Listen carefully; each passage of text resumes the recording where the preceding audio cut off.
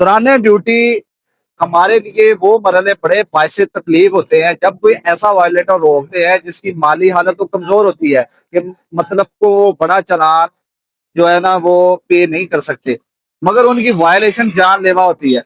जैसे ये भाई है रिक्शा ड्राइवर, देखने को इनकी वायलेशन आपको छोटी लगेगी। अब देखें क्या इस भाई ने क्या किया है कि ये जो रिक्शा है ये बना है दो पीछे सवारियां, दो आगे सवारियां और पांचवा जे।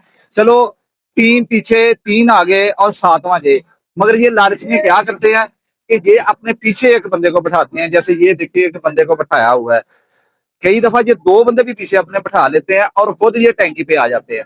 अब अगर चलाते हुए खुदा ना खासा कोई अचानक कोई गाड़ी इसके सामने आ जाए, मोड़ मोड़ते हुए कोई वन वे वायलेटर इसके सामने आ जाए, इसको इमरजेंसी ब्रेक लगानी पड़े तो ये ब्रेक नहीं लगा सकेगा। नतीजातन एक्सीडेंट, और एक्सीडेंट की सूरत में कोई जानलेवा नुकसान भी हो सकता है।